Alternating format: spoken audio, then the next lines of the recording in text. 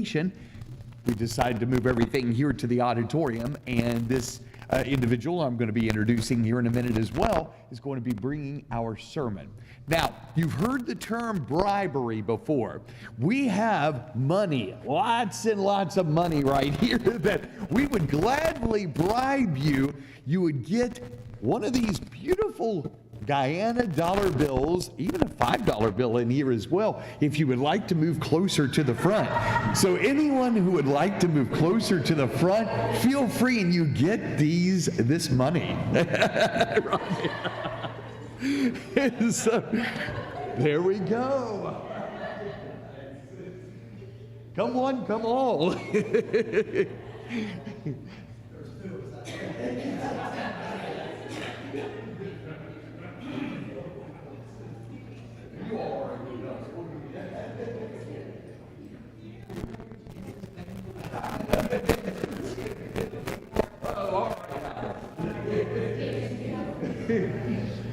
Actually, we do have some of these that Roger was able to bring along with him. So if you'd love to have your own, you know, it's worth like about nothing. But hate to tell you that now after we bribed you to come forward. But if you'd like to have one of these, feel free to see us after the Bible class here hour, and we'll be able to do that. So, just mentioned, of course, we have a very special guest who is going to be speaking with us today. His name is Roger Comstock.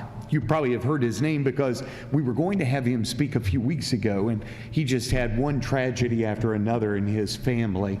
Thankfully, he and his wife Charlotte, who are here today, they're doing about as well as can be expected.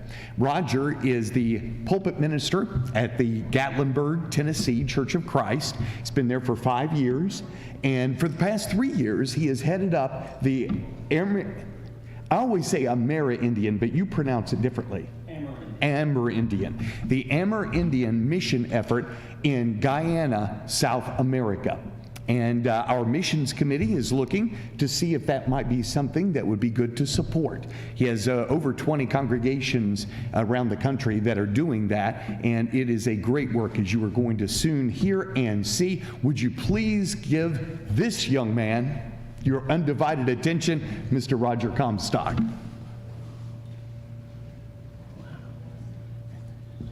Young man, I didn't tell him to say that, but I like it. One stipulation with the Guyana money that you were given, we don't want to see any of it in the collection plate. That we'll get to that in just a second, but he's right. It really isn't worth much as far as our as our dollars are concerned. Amerindian Missions was begun by Brother Jerry Davidson from down in what we Southerners call L.A., Lower Alabama. He started it in the late 1990s.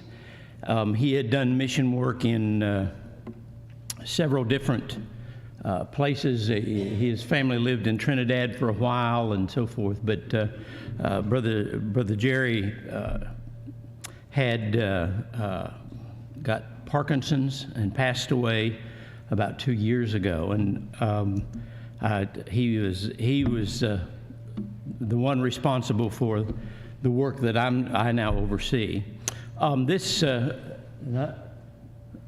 I don't know how to. Our clickers are not working, so I'll just give you a finger or something to go to the next one. That's a picture of the savanna in the Rupununi Valley in Region 9 in the southern part of Guyana. That we're literally right on the Brazilian border, about 3.3 degrees north of the equator. So, kind of gives you an idea about how nice and warm it gets there. Give you a little idea where Guyana is. It is on the northern shore of South America. I'm not sure if they consider that part of the Caribbean or if the Atlantic Ocean, but and to their good and hopefully maybe to our good, They have discovered a considerable amount of oil offshore there in Guyana, and that's been a big boom for them. They are a third world country. They don't. They are poor like you've never seen. But we work primarily with the Amerindian Mission, or with the Amerindians. The Amerindians are the native people of South America. They would be probably distant cousins to our Native Americans here in North America.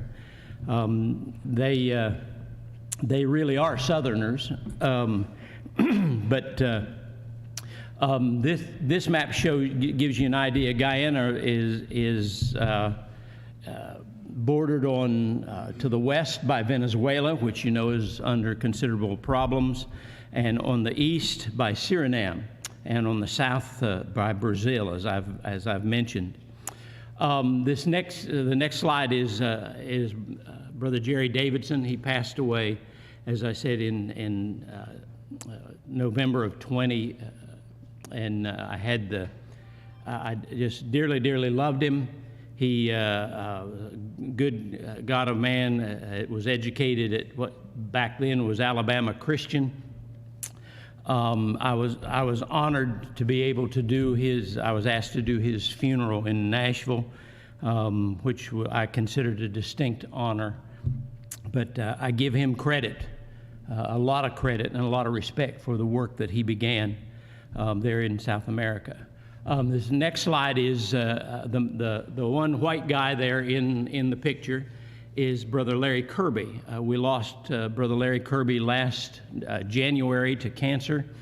He made the last trip with us for a campaign before the COVID started, knowing he had cancer at the time.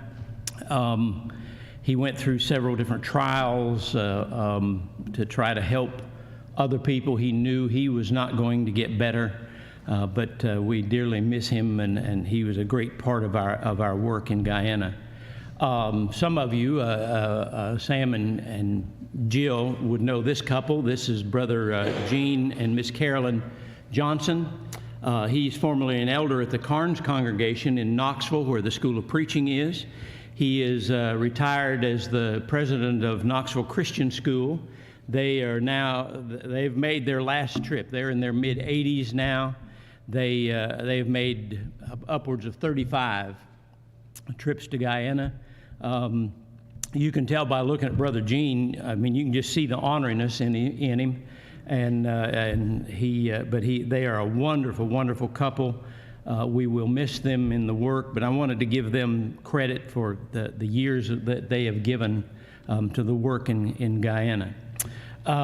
We've talked about money, the exchange rate. I didn't check it this morning, but the other day when I checked the exchange rate, $1 American dollar is worth $216.09 of Guyanese money.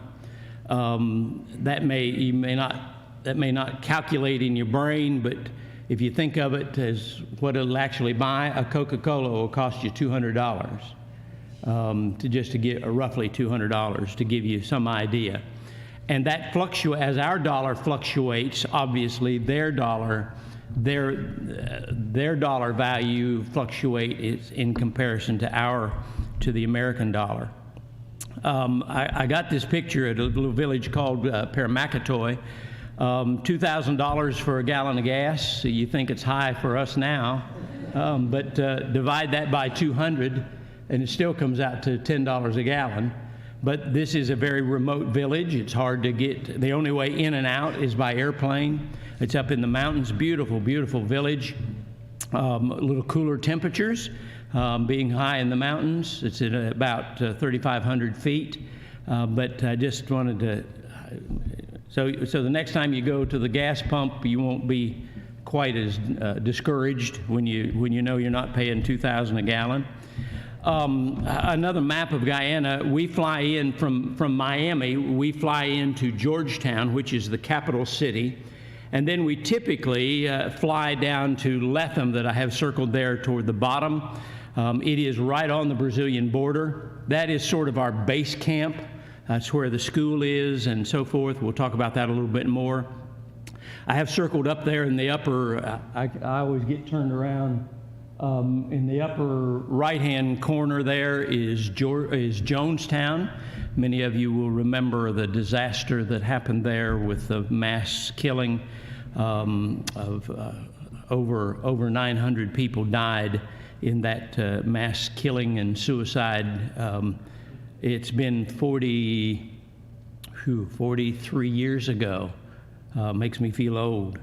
But we were able, I've only had one opportunity to do any really sightseeing, and we did go to Jonestown, and it is now, that this monument is in the middle of what was one time Jonestown. It's the only thing that indicates Jonestown was ever even there. It was erected by some of the survivors. Some people ran off into the jungle and hid when everything broke loose, and it is now jungle again. We walked about 3/4 of a mile back into the jungle to where this monument was. The local preacher there in the village was our sightseeing tour guide, I guess you could say, and led us back there. This is one of their most famous tourist sites, I guess you could see. This is called Keturah. They don't add falls on the end of it. They just call it Keturah. It is supposedly, I'm told, is the highest single-drop waterfall in the world. Single drop means it's not like a cascade. It literally drops straight down to the bottom. It's 741 feet. But it's very, very beautiful. We were able to visit there that one time. Guyana has a lot of beautiful things. As I said, it's a third world country. There's a lot of poverty, but it's not unusual to see orchids growing wild among lots of other flowers, and depending on the time of year and so forth. In Lethem, where, as I said, is our base camp, I said it's 3.3 degrees north of the equator, so especially in the dry season when it's not cloudy, temperatures afternoon would easily be 110 degrees. It will cool off at night way down into maybe 85, but there's always a wind blowing, so it makes it somewhat tolerable. The wild birds are so beautiful. Parrots and parakeets are prevalent, especially in the evenings. They fly from tree to tree, and they're squealing and carrying on and so forth. Many people catch them and make pets of them, but they are very beautiful. In the village of Karasabai, where we have a congregation, there's a sanctuary there for what's called the golden parrot. And that is the only place in the world that the golden parrot is found, and it is just an amazingly beautiful parrot. Even partially colorblind, and it still is absolutely beautiful. There are occasionally markets around the town there in the town of Lethem. Lethem is a fairly modern town, has most anything that we would have, with the exception of sheep and pigs running around the streets and so forth. It was very interesting, very quickly. I've got a lot of slides, so I need to move quickly, but they were having a political rally back a couple years ago. We were there just before their presidential elections, and in the middle of the political rally, excuse me, there was a large, pretty good-sized flock of sheep that walked right through the middle of the political rally. I thought was kind of interesting. I don't know if any of you have ever seen this. If you can see the fruit there in the I keep forgetting to signal to you. I'm sorry. If you can see the fruit right there in the middle of the tree, in the middle of the picture, I don't know if you can take a wild guess what that is. It sort of looks like our apple, but it certainly is not an apple. Let me give you a couple of other pictures of it. There is a little bit closer view. And just to give you some perspective, I took my watch off and laid it down beside a piece of fruit. I intended to bring some of it with me to share with you, and we were in such a rush, I just plain forgot. but that is a cashew. The little nut that you see on what would be the bottom of the fruit is the cashew nut. And they also eat the upper part. I've never had any of it, but they do use it. I usually bring, this last trip back in March, I brought about 20 pounds of cashews home, and they are delicious, addictive, I guess you could say. But that is, there, as I've circled, is the actual cashew nut. And there's a little, almost like a little factory there in Lethem, where they produce and package them and so forth for sale and so forth. And the ladies that work there wear plastic gloves, because if you don't, the oils in the cashew will, their hands will just literally be black from the oils in the cashew. Again, I can't, go ahead and move ahead one more. There you go. The little bananas on your right side, my brain doesn't work frontwards, let alone backward. But if any of you have visited any foreign countries from which we typically import different fruits, like pineapple, if you've been to Hawaii and eaten fresh pineapple that is matured on the vine, like we talk about vine-ripened tomatoes, and they're always better when they're vine-ripened, aren't they? Well, the same thing is true with like pineapple and these bananas. These are larger than some of them. Some of them are only about this big, and I'm telling you, they're like eating candy. They are very, very good. And they also have in the banana family some that are about this big. They call plantain, and they eat them different ways. They fry them. They use them different ways. The pretty little fish on the other side is a piranha.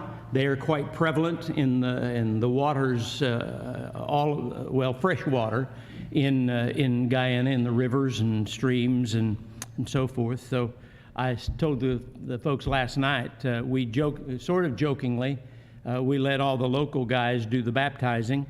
For our real reason is that we don't want them, for lack of a better term, idolizing Americans. So we encourage the locals to do the baptizing, and even they do it pretty quickly, in and out, as quick as possible. I've seen a couple of bites. I didn't, and I walked off and forgot. Are there any game wardens here? I wish I could have brought this home. This is the skin of a jaguar.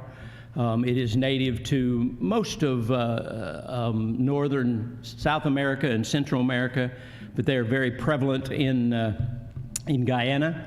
They are a protected species, and I've been able to sneak through a couple of the canine teeth.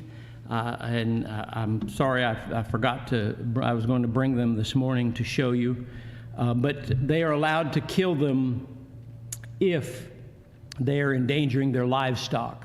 But that's the only time they're allowed to kill one of them.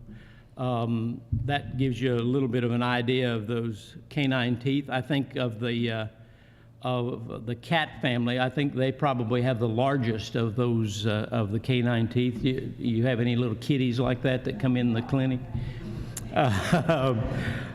This fellow that's holding the skull, and I've been offered skulls different times, and I'm not brave enough to try to sneak those through customs.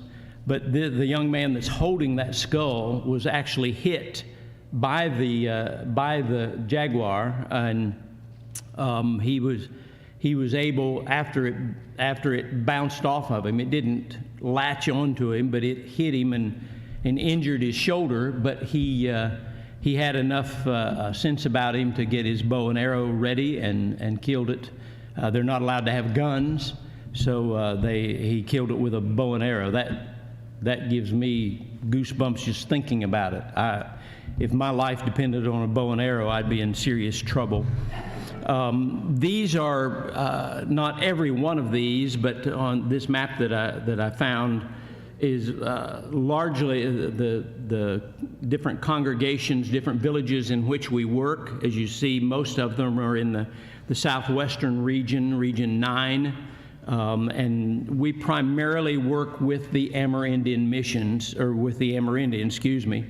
We currently are supporting 23 preachers, and of the Amerindians, go ahead, one more, next slide. There are 9 different tribes of the Amerindians. And as I said, they're the native people of South America, not just in Guyana, but all of South America. And they all have their individual languages. They are not dialects of a language. They are in separate individual languages. It's not like the people in Britain think they speak English when we know, especially we in the South, speak real English.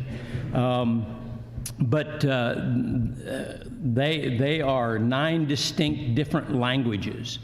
And so one of the challenges in placing our preachers is we have to try to match the native language of the preacher to the native language of whichever village he is going to go to, which sometimes is a challenge. They do speak English. Almost everyone that's under, I'll say, 55 or 60 years old does speak English. They, like any foreign country, they don't catch on to our, what do you call the little sayings that we use? Pardon? Idioms, yes, idioms. I mean, like if you say to them, man, he hit a home run, not talking about baseball, but something else, they wouldn't have a clue what you're talking about. It's kind of interesting sometimes, and we have to stop and explain our American idioms. But until just a few years ago, I'll say 15 or so years ago, they were still warring among themselves and among the different tribes. And so they are at peace with one another now, which is great. But we have, of these 9, I think 6 of them are Makushi, Wapashana, Patamona, Waiwai are all languages in some of the villages in which we work. They also have the Bible translated into their languages, and I can't tell you which one of these is which, but if you want to make an effort to read in their language, John 3:16, there it is. Good luck.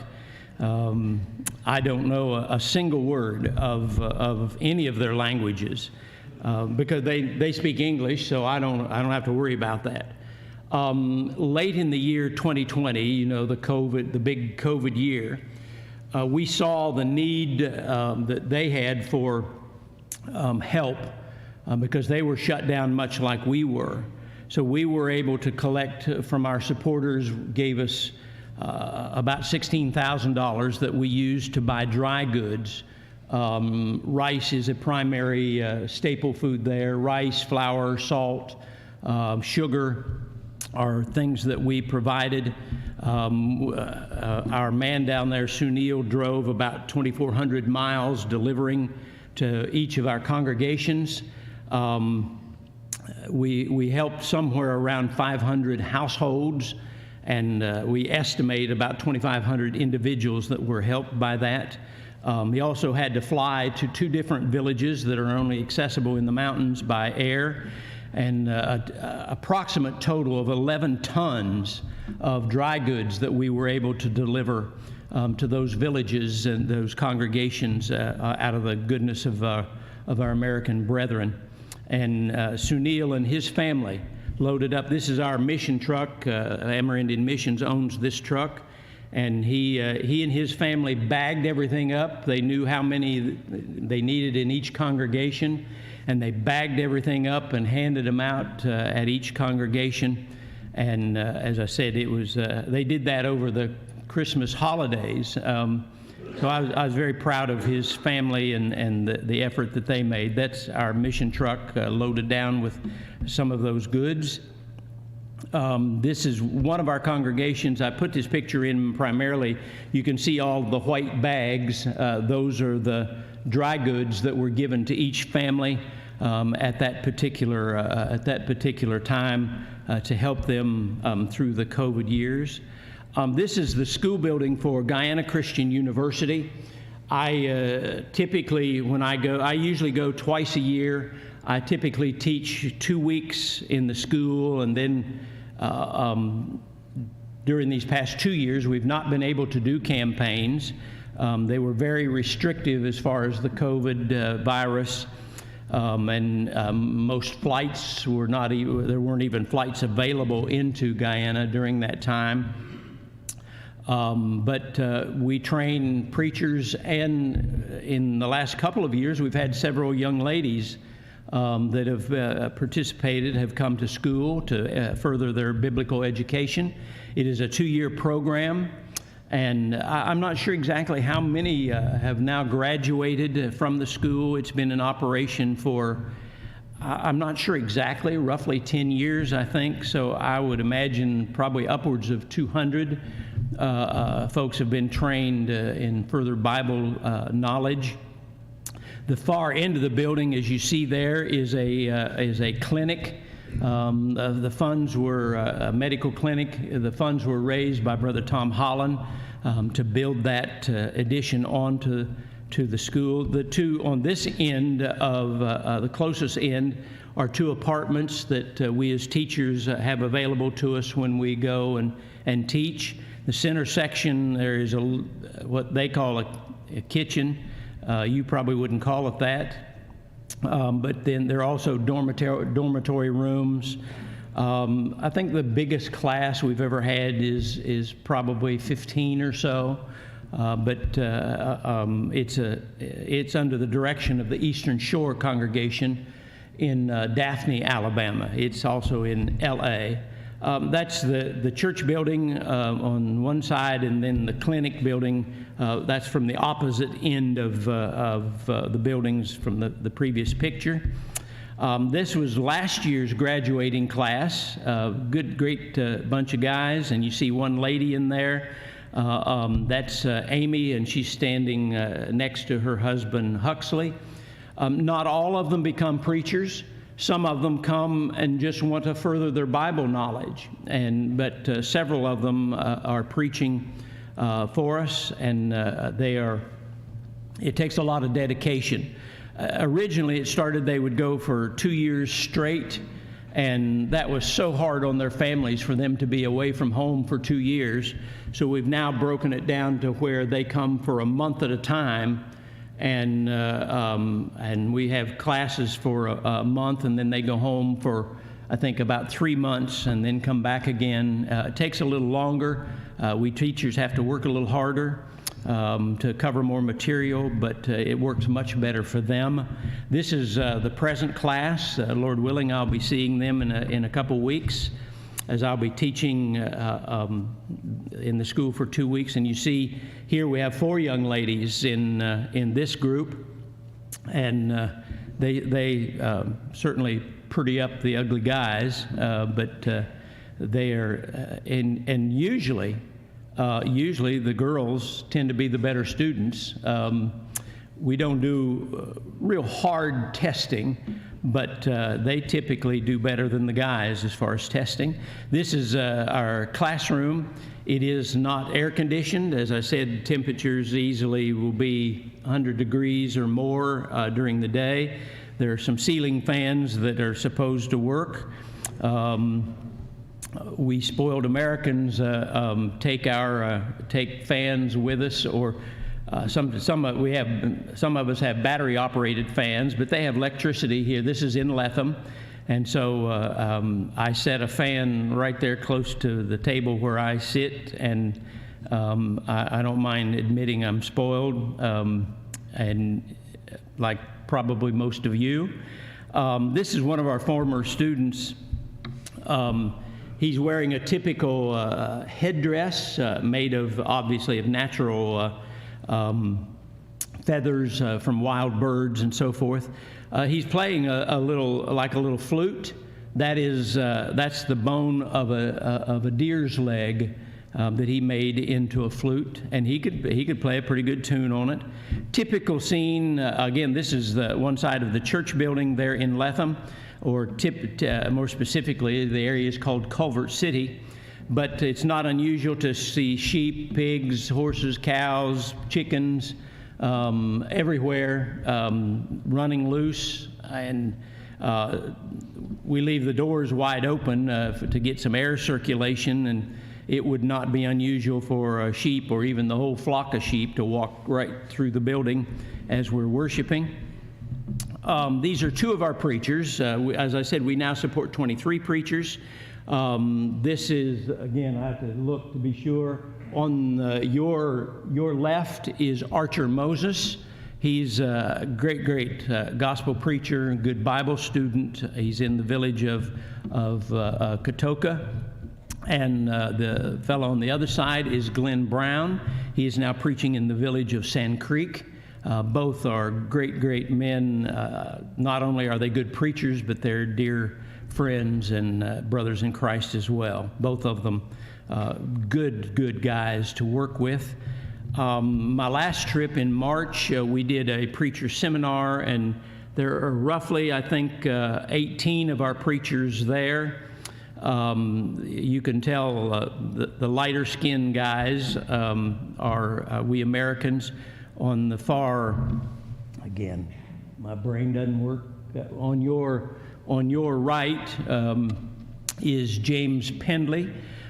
He is from Gadsden, Alabama. He and I have become very close co-workers. He goes with me almost every trip.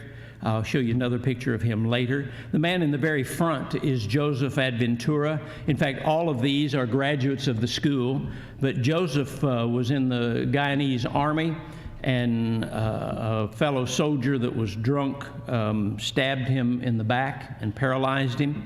And we are very thankful to have him as part of our team. He preaches for the church in St. Ignatius and is a great fella. He can walk a little bit. Well, he can stand up, let me say it that way. But we're thankful for each one of these. These are all good men. And we've kind of had to do a weeding out process through the years because not everybody, even as preachers, want to live the Christian life. A typical Bible study that we do when we go on campaigns, we go throughout the village seeking people who are willing to study the Bible. Sometimes, of course, this is Archer Moses again, but a lot of times just because we're an American, they're tickled to death to sit down with us, and just to, they sort of idolize North Americans, and they're sometimes more willing to have a Bible study with the Americans. I want to show you several methods of transportation.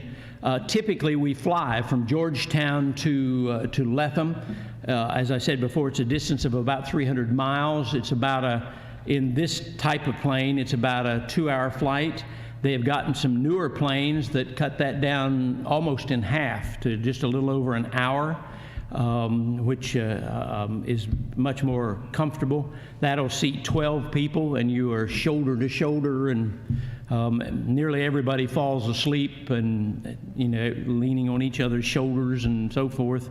I didn't include any of those pictures. I didn't want to embarrass myself or any of the other guys, but it's what I guess we'd refer to as a puddle jumper. We used to travel in vehicles like this from village to village as we did campaigns. When you see some pictures of the roads, you'll understand a little bit more. But we load up everything. We have all of our food, all of our Bible study supplies. We have boxes and boxes of Bibles. We give Bibles to anyone who wants a Bible.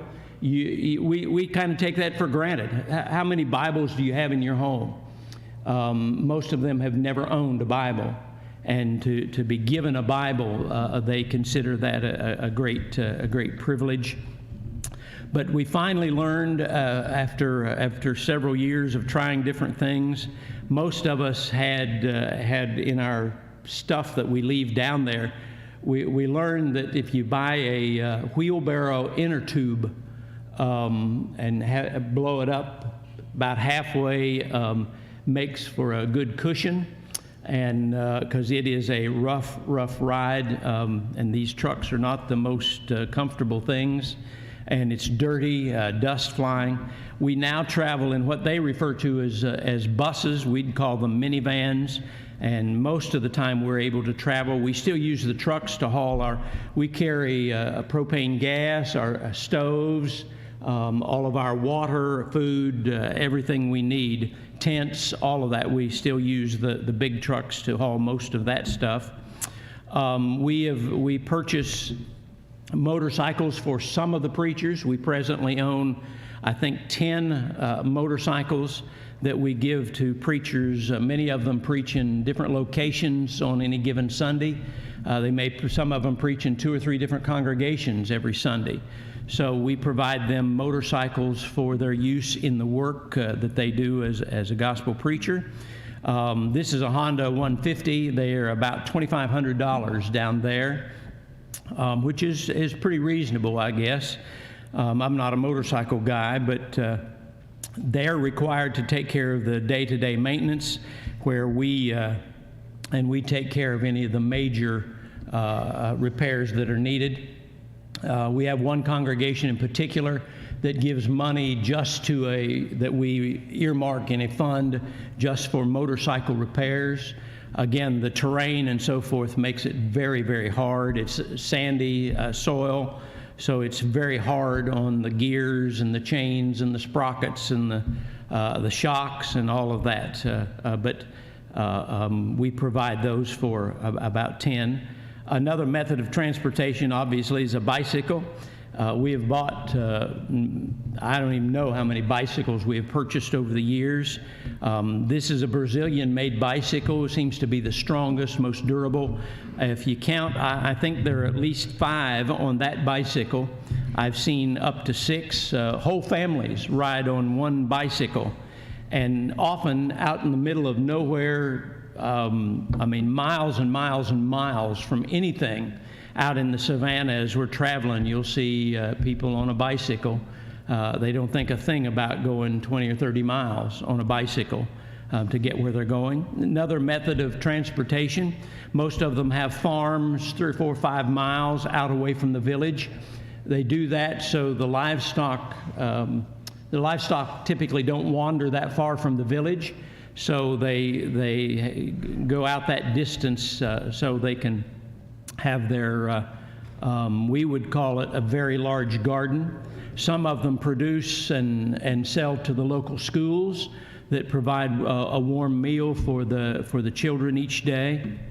Another similar method of transportation that they use, obviously a bicycle. This is a young man named Omadot.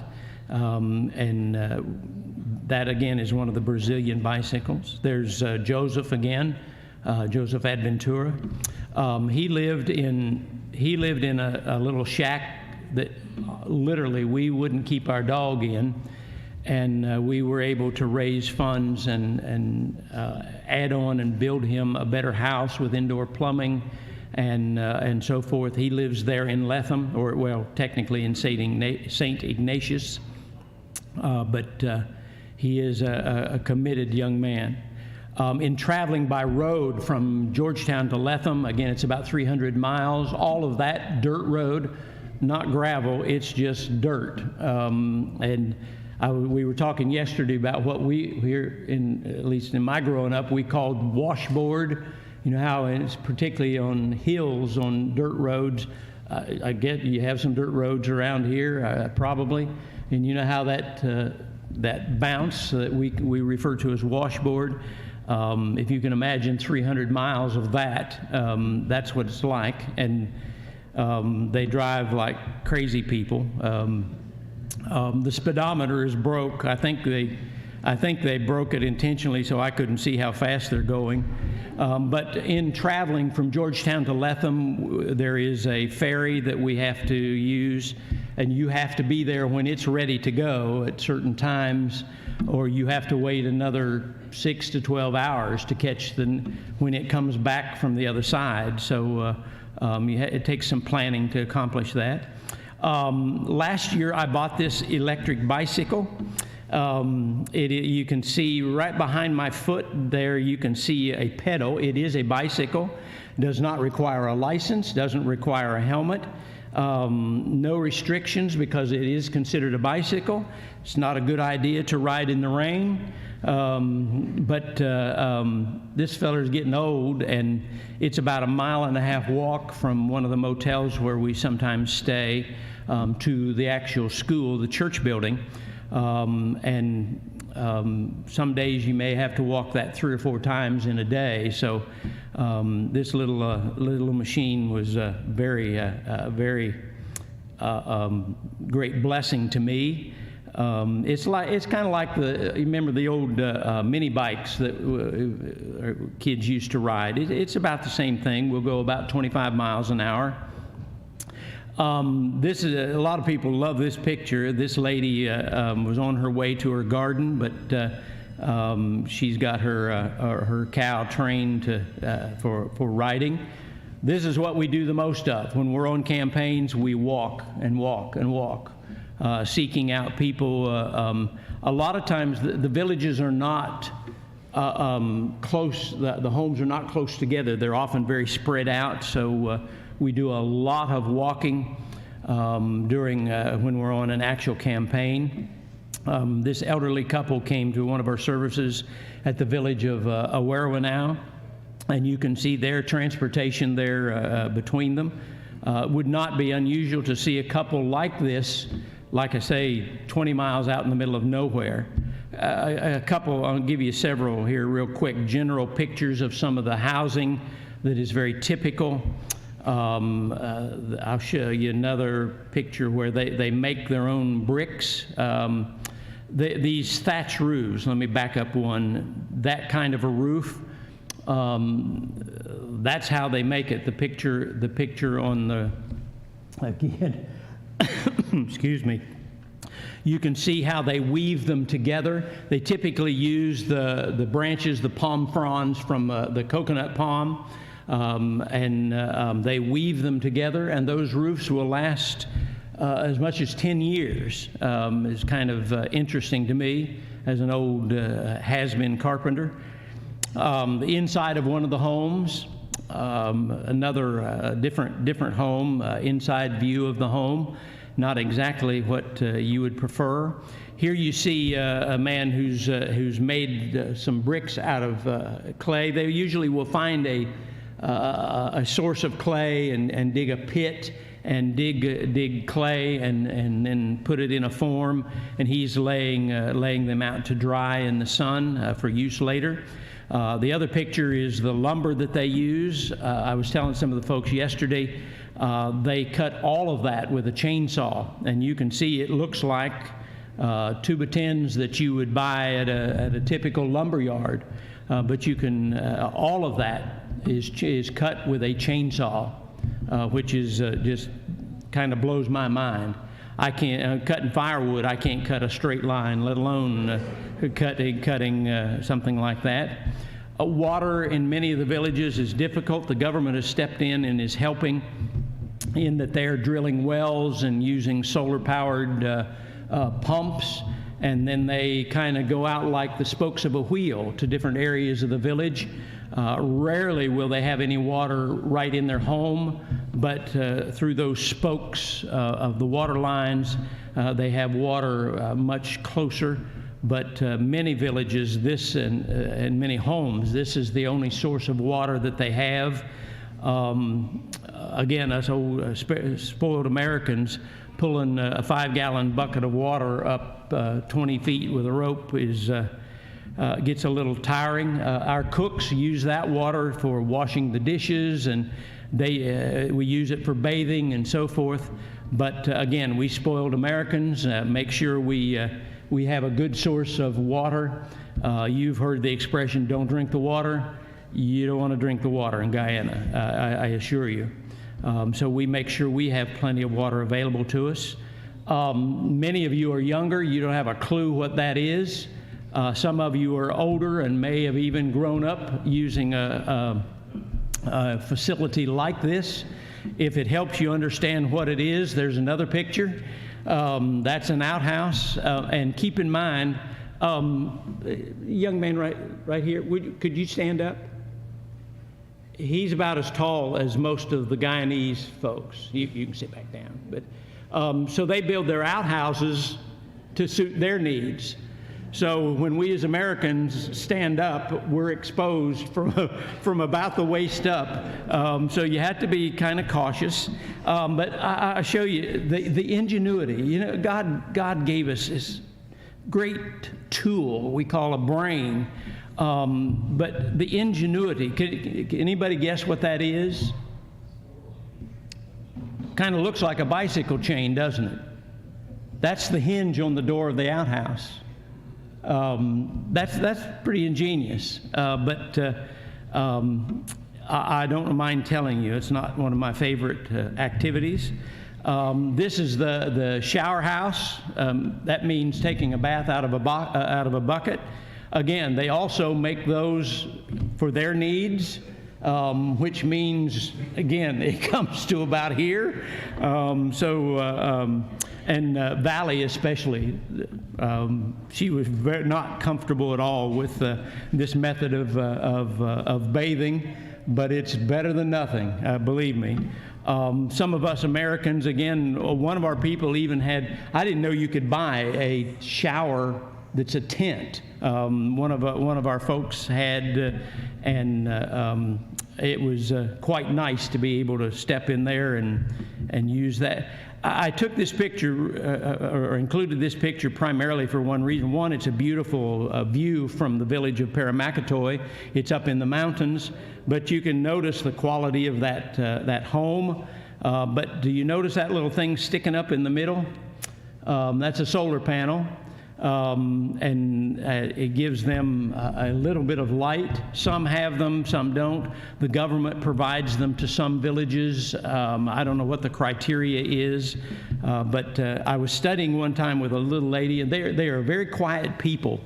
And this little lady, trying to make conversation with her, I said she had a solar panel and one light bulb in her house. And I said, aren't you thankful to have some light in your home now? And she said 2 words: bring mosquitoes. So, you know, when we think we're doing well, doing a favor, we're not always doing good. And malaria is prevalent there. All of us take anti-malaria medications. This is what is called a banob. This is one of the largest ones I have ever seen. And just to give you some perspective, there's a view of the inside of the banob. It is huge. Used for community meetings. We sometimes use them as a place to worship. But this is a huge banob.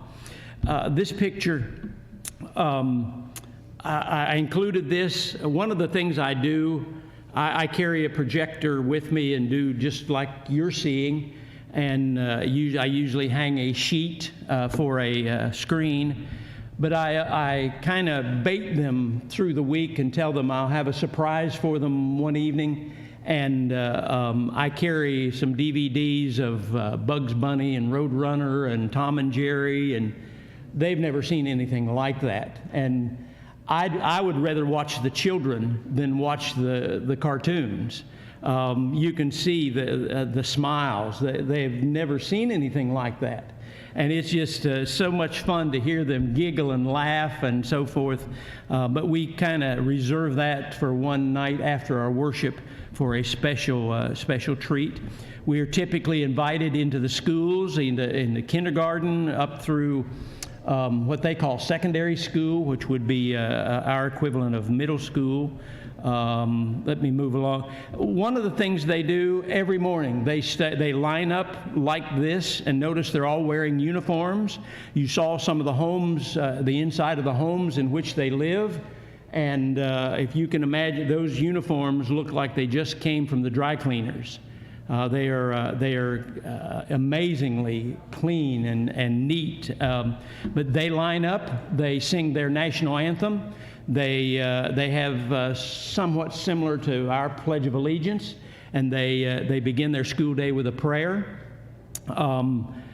When they're in the schools, they are very, very well behaved. When they're out of school, they're just like our kids, and they're a joy. But they are quiet and reserved. They're hesitant around us strangers, but they are just typical kids. And I love taking pictures of the children, especially the babies. This is the inside of a particular one classroom. This is a school building. In that building, there are probably no walls. There may be 4 different classes going on in that building all at the same time, usually only divided by a chalkboard. How long has it been since you've seen a chalkboard? But they are several classes going on in the same building. This is one of the secondary schools. You can see the outhouses in the lower part of the picture. This would be equivalent to our middle school, approximately. A Bible study conducted by one of our preachers there, and that other thing is a termite mound. The giant anteater is common. I've never actually seen one, but they are common in Guyana, and so you see those, and even much larger. That one there is probably as tall as I am. A very common sight. A couple of Bible studies. We'll do a Bible study anywhere, anytime. We do like to try to get in the shade if possible, but not always possible. This is what it's all about. That's me baptizing a young man in the lower picture. But if they want to be baptized at night, we do whatever, whenever. There are anacondas, there are caiman, there are there are piranha, there are other interesting little animals that live in the rivers and water. I'm not brave enough to go in at night, but I have baptized several during the day, but I don't want to go in there at night. I don't mind telling you. I'm a chicken. After baptism, we give everybody who is baptized a baptismal certificate and give them a nice large print Bible. Some congregations provide us with funds to buy some nicer Bibles that we give to anyone who is baptized. Just a couple pictures of mamas and their babies. I told the folks last night, one of the problems there, the young ladies are, they start having babies about as soon as they're physically capable of having babies. It's a major problem. Daddies could care less. They're off with another woman somewhere. It is a major problem. Just wanted you to see the diversity. You can see the little baby there. You can tell there's probably not any, there's not a shortage of baby formula there. They use the natural stuff. And this lady, the older lady is probably in her upper 50s, maybe 60, so you can see how hard life is. A couple cute little boys. This is, and again, I guess, what time does worship start? 10 o'clock. Woohoo! Ooh. Very quickly, this is cassava. It's one of their major sources of food. They peel it, and then they grate it, and they dry it, sort of parch it, and then they make what looks like a pizza dough, and they then store it on the roof of their house. I still don't quite understand that.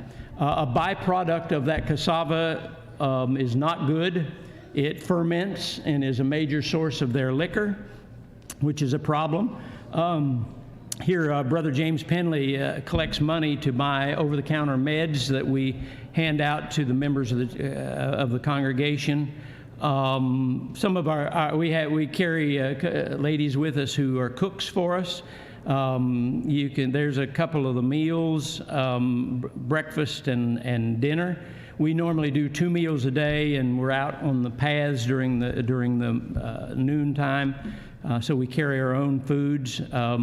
We pray a lot, but nobody walks away from the food.